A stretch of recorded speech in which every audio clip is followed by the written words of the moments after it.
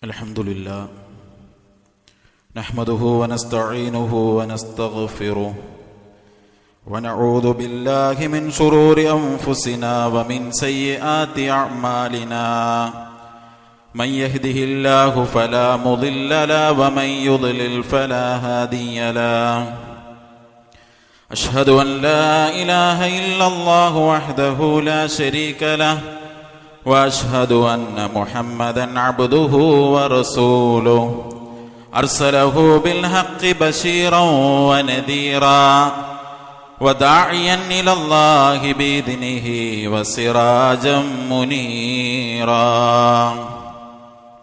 Allahumma salli ala Muhammadin wa ala ali Muhammad كما صليت على إبراهيم وعلى آل إبراهيم إنك حميد مجيد. اللهم بارك على محمد وعلى آل محمد كما باركت على إبراهيم وعلى آل إبراهيم إنك حميد مجيد.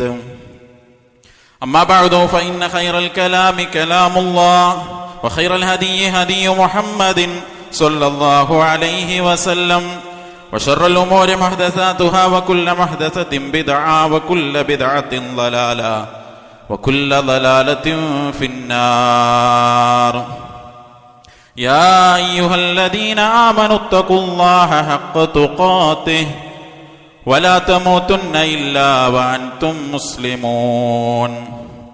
اللهم رب اشرح لي صدري ويسر لي أمري واحلل عقدة من لساني يفقهوا قولي. أيها الإخوان والأخوات، أوصيكم وإياي أولا بتقوى الله. أعوذ بالله من الشيطان الرجيم. بسم الله الرحمن الرحيم. لعلي أعمل صالحا فيما تركت كلا إنها كلمة هو قائلها ومن ورائهم برزخ إلى يوم يبعثون.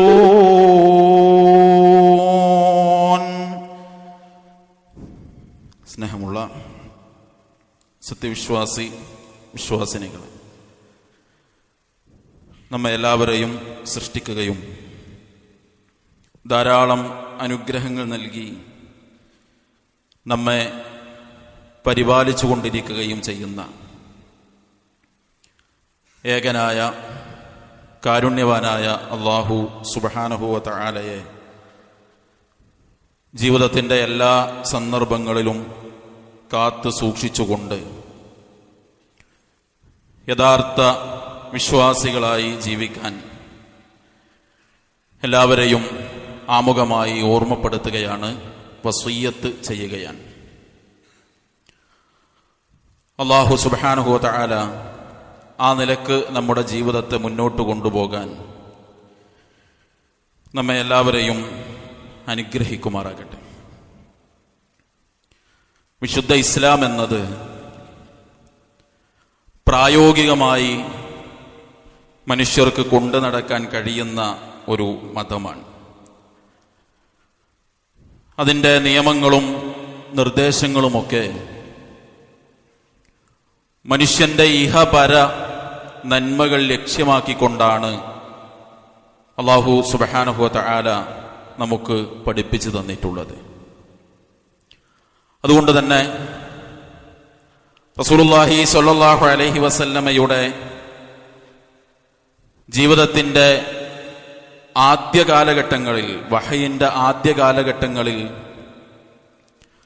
ആ സമൂഹം മാറി വരുന്ന കാലമായതുകൊണ്ട് തന്നെ ചില കാര്യങ്ങളെ അല്ലാഹു സുബ്ഹാനഹു വ തആല അവർക്ക് വിരോധിക്കുകയും പിന്നീട് അവരുടെ സാഹചര്യം മാറി അവരുടെ ഈമാനിക തലമുയർന്നപ്പോൾ അത് അനുവദിച്ചു കൊടുക്കുകയും ചെയ്തു. മറ്റു ചിലത് ആദ്യകാലങ്ങളിൽ അരുത് എന്ന് പറയുകയും ആദ്യകാലങ്ങളിൽ അനുവദിച്ചു കൊടുക്കുകയും പിന്നീട് അത് നിങ്ങൾക്ക് നിഷിദ്ധമാണ് എന്ന് പഠിപ്പിക്കുകയും ചെയ്തു. ആദ്യകാലങ്ങളിൽ പാടില്ല എന്ന് പറഞ്ഞ് ഇനി നിങ്ങൾക്ക് ആവാം, നിങ്ങൾ ചെയ്തോളൂ, ഒരർത്ഥത്തിൽ നിങ്ങൾക്ക് അതിന് കൂലിയുണ്ട് എന്ന് പഠിപ്പിച്ച കാര്യമാണ് ഖബർ സന്ദർശിക്കുക എന്നത്.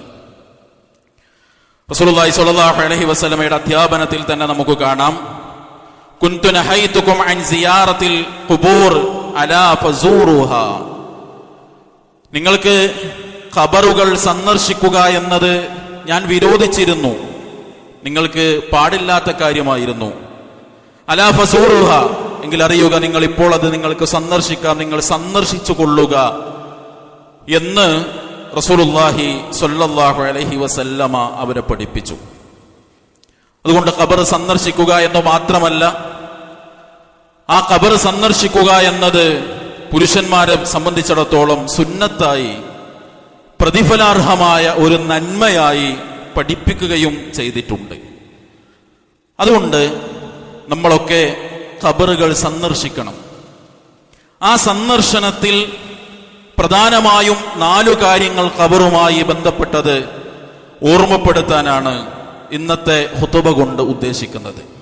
അതിലൊന്ന്, ഖബർ സന്ദർശിക്കുമ്പോൾ നമ്മൾ ശ്രദ്ധിക്കേണ്ട ചില കാര്യങ്ങൾ.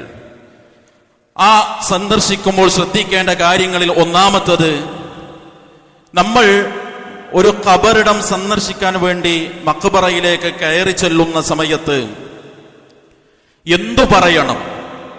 റസൂലുള്ളാഹി സ്വല്ലല്ലാഹു അലൈഹി വസല്ലം അത് പഠിപ്പിക്കുകയും നമുക്കെല്ലാവർക്കും അറിയുന്നതുമാണ്.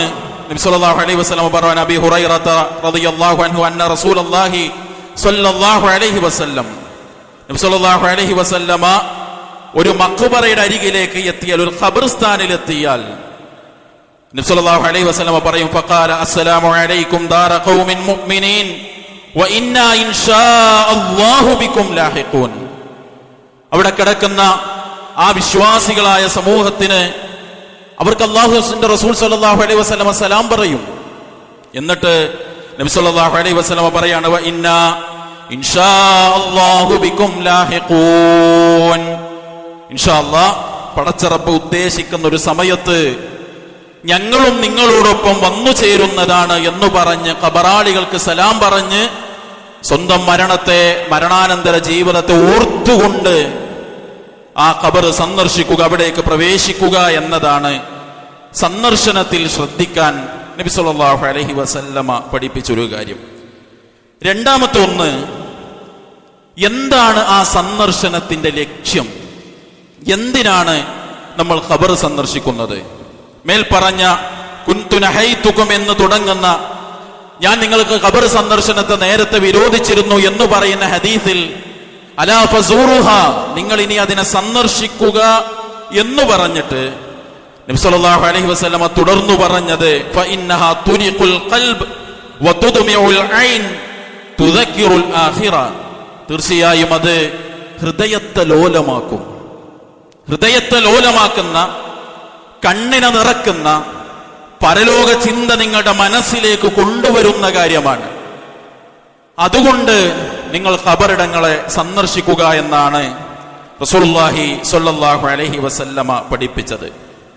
മനുഷ്യന്റെ ഹൃദയം ലോലമാകും. ആരാണ് അവിടെ കിടക്കുന്നത്? ഉമ്മയാണ്, ബാപ്പയാണ്, പ്രിയതമയാണ്, മക്കളാണ്, അതുപോലെ തന്നെ തന്റെ സഹോദരനാണ്, തന്റെ കൂടെ ജീവിച്ച ആദർശ സുഹൃത്താണ്, കച്ചവടത്തിൽ കൂടെയുണ്ടായിരുന്നതാണ്.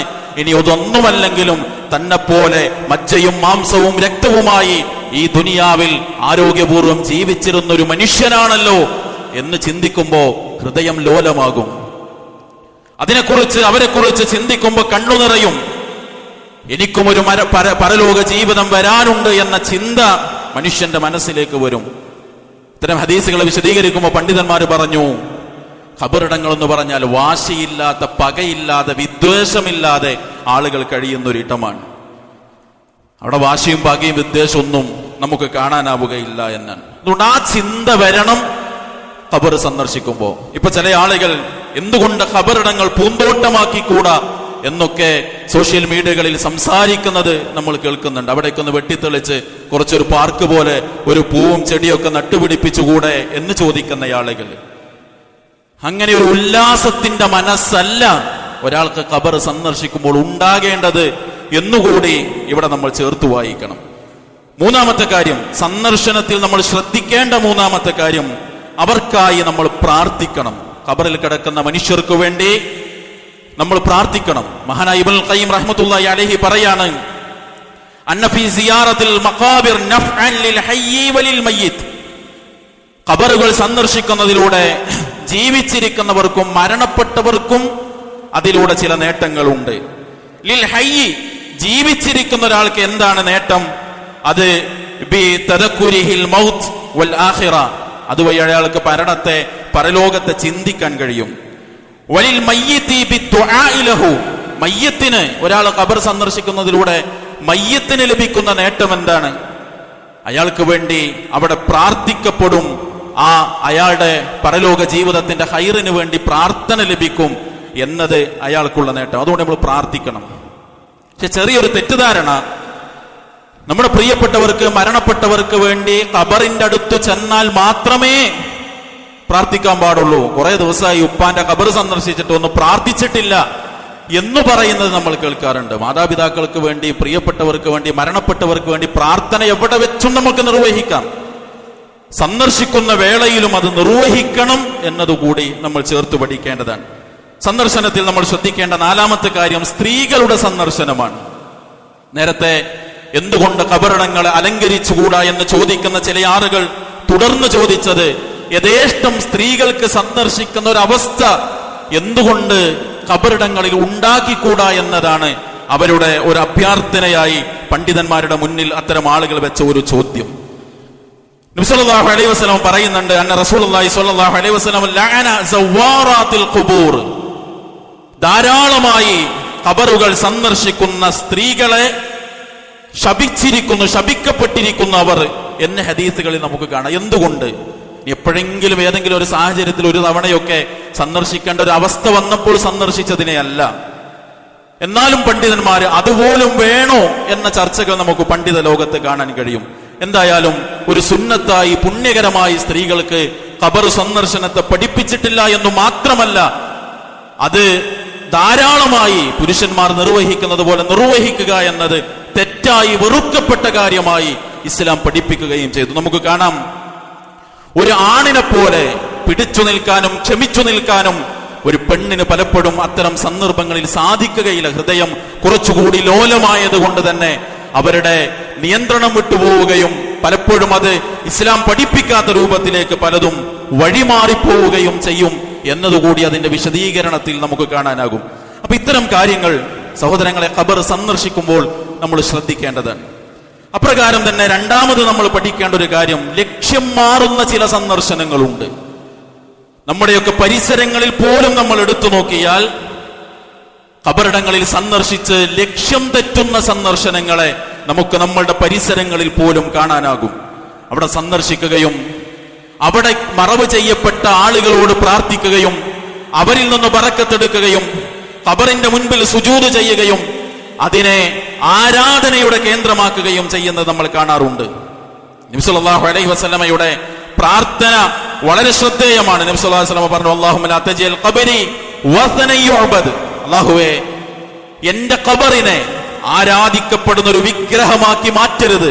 സുജൂദുകൾ നിർവഹിക്കപ്പെടുന്ന, ബറക്കത്തെടുക്കുന്ന, ആരാധന നിർവഹിക്കപ്പെടുന്ന ഒരു കേന്ദ്രമായി എന്റെ ഖബറിനെ മാറ്റരുത്. പ്രാർത്ഥനയെ തുടർന്ന് നബി സല്ലല്ലാഹു അലൈഹി വസല്ലമ പറഞ്ഞു, ഇസ്തദ്ദ ഗളബുല്ലാഹി അലാ ഖൗമിൻ ഇത്തഖദു ഖുബൂർ അംബിയാഇഹിം മസാജിദ, തങ്ങളുടെ അമ്പിയാക്കളെ അവരുടെ ഖബറിടങ്ങളെ സുജൂദ് ചെയ്യുന്ന കേന്ദ്രമാക്കിയ ആളുകൾ, അവരോട് കഠിനമായി അല്ലാഹു സുബ്ഹാനഹു വ തആല കോപിക്കുന്നതാണ് എന്ന് റസൂലുള്ളാഹി സ്വല്ലല്ലാഹു അലൈഹി വസല്ലമയുടെ അധ്യാപനങ്ങളിൽ നമുക്ക് കാണാനാകും. അതുകൊണ്ട് ഈ വഴിമാറുന്ന ഖബർ സന്ദർശനങ്ങൾ, അവിടെ പോയി പ്രാർത്ഥിക്കുക, അവിടെ പോയി സുജൂദ് ചെയ്യുക. യാത്ര തുടങ്ങുമ്പോൾ ഹജ്ജിന് വേണ്ടിയാണ് യാത്ര പോകുന്നതെങ്കിൽ പോലും ഖബറിടങ്ങളിൽ പോയി ബറക്കത്തെടുത്തു പോകണമെന്ന് പറയുന്ന, പഠിപ്പിക്കുന്ന, ചെയ്യുന്ന ആളുകളെ നമുക്ക് കാണാനാകും. അതൊരിക്കലും പാടില്ലാത്ത കാര്യമാണ്. ഖബറുമായി ബന്ധപ്പെട്ട് ശ്രദ്ധിക്കേണ്ട മൂന്നാമത്തെ ഒരു കാര്യം, ഖബറുമേൽ ഒഴിവാക്കണമെന്ന് നബി സല്ലല്ലാഹു അലൈഹി വസല്ലമ പഠിപ്പിച്ച കാര്യമുണ്ട്. നഹാ റസൂലുള്ളാഹി സ്വല്ലല്ലാഹു അലൈഹി വസല്ലമ അയ്യുജസ്സൽ ഖബർ വയുഖഅദ അലൈഹി വയുബ്ന അലൈഹി. ഖബറുകൾ അലങ്കരിച്ച് കുമ്മായമടിച്ച് അതിൽ എടുപ്പുണ്ടാക്കി അതിന്മേൽ ഇരിക്കുക. ഖബറുമേൽ ഇരിക്കുന്നത്, ഖബറുകൾ കെട്ടിപ്പൊക്കുന്നത്, അതിന് കുമ്മായം പൂശി ഭംഗി വരുത്തി അലങ്കരിക്കുന്നത് റസൂലുള്ളാഹി സ്വല്ലല്ലാഹു അലൈഹി വസല്ലമ വിരോധിച്ചതാണ് എന്ന് ഹദീസുകളിലൂടെ നമുക്ക് കാണാനാകും. മാത്രവുമല്ല, അവിടങ്ങളിൽ വിശുദ്ധ ഖുർആനിന്റെ പാരായണം നിർവഹിക്കുന്ന, പുരകെട്ടിയുമല്ലാതെയുമൊക്കെ ഖുർആനിന്റെ പാരായണം നിർവഹിക്കുന്നത് നമ്മൾ കാണാറുണ്ട്. റസൂലുള്ളാഹി സ്വല്ലല്ലാഹു അലൈഹി വസല്ലമ പറഞ്ഞു, ലാ തജ്അലൂ ബുയൂതകും മഖാബിറ, നിങ്ങൾ നിങ്ങളുടെ ഖബറിടങ്ങൾ, വീടുകളെ ഖബർ പോലെയാക്കരുത്. എന്നിട്ട് പ്രവാചകൻ പറഞ്ഞു, ഇന്ന ശൈത്വാന യൻഫിറു മിനൽ ബൈത്തിൽ ലദീ തുഖറഉ ഫീഹി സൂറത്തുൽ ബഖറ, സൂറത്തുൽ ബഖറ പാരായണം ചെയ്യുന്ന വീടുകളിൽ നിന്ന് ശൈത്താൻ ഇറങ്ങിപ്പോകും. എന്താ അവിടെ കൂട്ടി വായിക്കേണ്ടത്? നിങ്ങൾ നിങ്ങളുടെ വീടുകളെ ഖബറിടങ്ങളെ പോലെയാക്കരുത്, നിങ്ങൾ വീട്ടിൽ ഖുർആൻ ഓതണം. എന്താ ചേർത്ത് വായിക്കേണ്ടത്? ഖബറിടങ്ങൾ ഖുർആൻ പാരായണം നടക്കാത്ത ഇടമാണ്.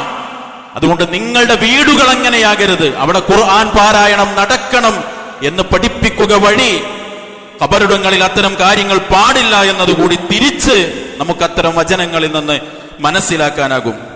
നാലാമത്തെ കാര്യം സഹോദരങ്ങളെ, ഖബർ കാണുമ്പോൾ നമ്മൾ എന്ത് ചിന്തിക്കുന്നു എന്നതുകൂടി മനസ്സിനോട് ചോദിക്കേണ്ട കാര്യമാണ്. പ്രത്യേകിച്ച് ഈ ഇരിക്കുന്ന നമ്മൾ ഓരോരുത്തരും നമ്മുടെ മാർക്കറ്റിലേക്ക് പോകുമ്പോൾ പോലും എത്ര ഖബറുകളാണ് നമ്മൾ കാണുന്നത്. നമ്മൾ ഈ വഴിയിലൂടെ എങ്ങോട്ട് വാഹനം ഓടിച്ചു പോയാലും പലയിടങ്ങളിൽ നമ്മൾ അത് കാണുന്നുണ്ട്. പക്ഷെ എന്താ നമ്മൾ ചിന്തിക്കുന്നത്? നമ്മുടെ ജീവിതത്തിന്റെ അടുത്ത ഘട്ടത്തിൽ നമുക്ക് കിടക്കാനുള്ള ഇടമാണത്.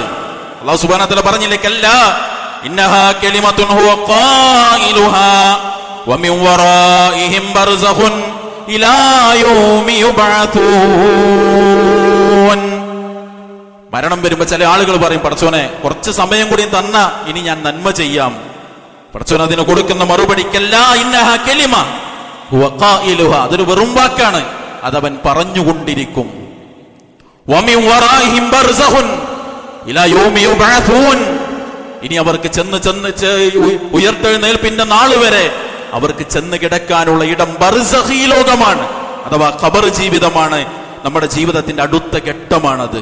സഹോദരങ്ങളെ, നമ്മൾ എന്താ ചിന്തിക്കുന്നത്? ഉസ്മാൻ റളിയല്ലാഹു അൻഹു സ്വർഗ്ഗം കൊണ്ട് സന്തോഷ വാർത്ത അറിയിക്കപ്പെട്ട ഉസ്മാൻ റളിയല്ലാഹു അൻഹു, അബൂ മൂസ അശ്അരി റളിയല്ലാഹു അൻഹു, റസൂലുള്ളാഹി സ്വല്ലല്ലാഹു അലൈഹി വസല്ലമയും ഒരു തോട്ടത്തിലിരിക്കെ അതിന്റെ കവാടത്തിൽ ഒരാൾ വന്ന് തട്ടുന്നു. നബി സല്ലല്ലാഹു അലൈഹി വസല്ലം പറഞ്ഞില്ലേ, തുറന്നു കൊടുക്കൂ, വരുന്ന വ്യക്തിയോട് സ്വർഗമുണ്ട് എന്ന് സന്തോഷ വാർത്ത അറിയിക്കൂ. ആ കടന്നു വന്നത് ഉസ്മാൻ റളിയല്ലാഹു അൻഹു ആണ്. അദ്ദേഹം ഖബർ കാണുമ്പോ കരഞ്ഞു. ആളുകൾ ചോദിച്ചു, എന്തേ നിങ്ങൾ കരയുന്നത്? എന്താ സഹോദരങ്ങളെ മറുപടി?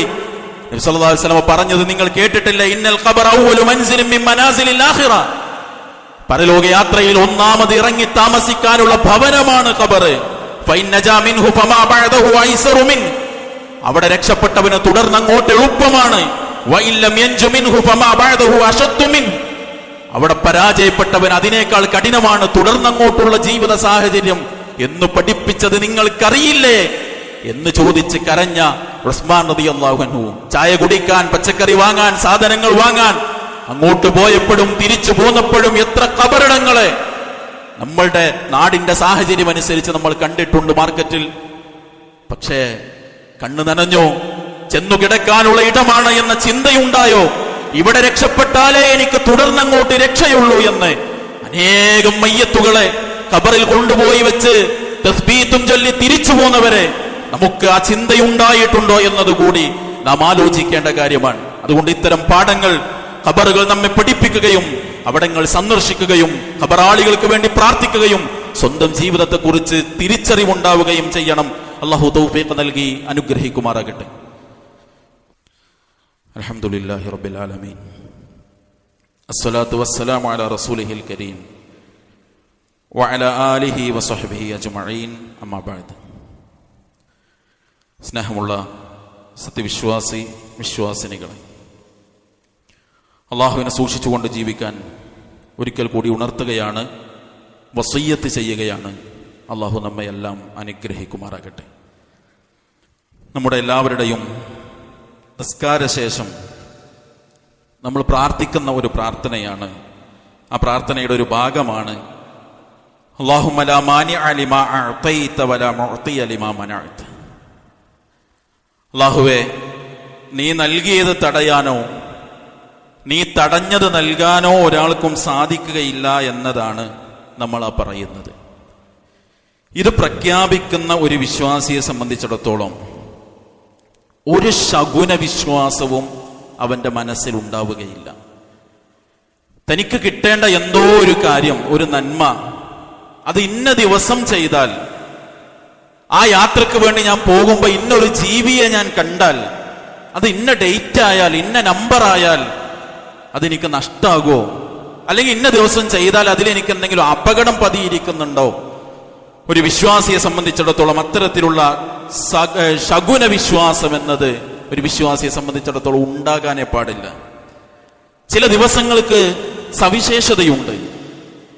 എന്നാൽ അല്ലാഹു സുബ്ഹാനഹു വ തആല ഒരു ദിവസത്തെയും മോശം ദിവസമായി നമുക്ക് പഠിപ്പിച്ചിട്ടില്ല. ചില മാസങ്ങൾക്ക് മറ്റു മാസങ്ങളെ അപേക്ഷിച്ച് പ്രത്യേകതയും പവിത്രതയുമുണ്ട്. എന്നാൽ അല്ലാഹുവിന്റെ മാസങ്ങളിൽ ഏതെങ്കിലും ഒന്നിന് ഒരു കുറവ്, ഒരു പോരായ്മ റസൂലുള്ളാഹി സ്വല്ലല്ലാഹു അലൈഹി വസല്ലമ നമുക്ക് പഠിപ്പിച്ചു തന്നിട്ടില്ല. ഇൻഷാ അല്ലാഹ് നമ്മൾ ഒരുപക്ഷെ നാളെ മറ്റന്നാളെയൊക്കെയായി മുഹറം മാസത്തിലേക്ക് പ്രവേശിക്കുകയാണ്. ഇനി നമ്മുടെ നാടുകളിൽ കാണുന്ന കാര്യം, ഇനി ഒരു 10 ദിവസത്തിന് എല്ലാ ഓഡിറ്റോറിയം ഒഴിവാ, കല്യാണമല്ല, ഒരു പുതിയ കടയുടെ ഉദ്ഘാടനമല്ല, ഒരു പുതിയ വീട്ടിലേക്ക് മാറി താമസിക്കുന്നത് നമ്മൾ കാണുന്നില്ല. എന്തേ കാരണം? മുഹറം 10 എന്ന് പറയുന്നത് നഹ്സാണ്.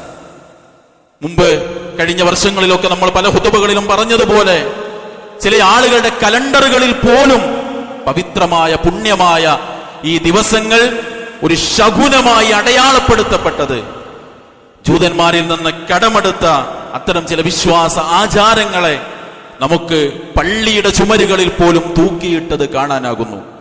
ഒരു വിശ്വാസി എന്ന നിലക്ക് പടച്ചവൻ നൽകിയതേ കിട്ടൂ, പടച്ചവൻ തടഞ്ഞതേ എനിക്ക് തടയപ്പെടൂ എന്ന് ചിന്തിക്കുന്ന, പ്രാർത്ഥിക്കുന്ന, ഉൾക്കൊള്ളുന്ന ഒരു വിശ്വാസിയെ സംബന്ധിച്ചിടത്തോളം ഇത്തരം വിശ്വാസങ്ങളിൽ നിന്ന് വിട്ടുനിൽക്കാൻ കൂടി സാധിക്കേണ്ടതുണ്ട്. അങ്ങനെ ഇസ്ലാം പഠിപ്പിച്ച നന്മകളെ ഉൾക്കൊണ്ട്, ഇസ്ലാം പഠിപ്പിച്ച തിന്മകളിൽ നിന്ന് വിട്ടുനിന്ന്, അനാചാരങ്ങളിൽ നിന്ന് വിട്ടുനിന്ന്, സുന്നത്തുകൾ പാലിച്ച് ജീവിതത്തെ മുന്നോട്ട് കൊണ്ടുപോകാൻ നമ്മൾ ഓരോരുത്തരും പരിശ്രമിക്കുക, പ്രാർത്ഥിക്കുക.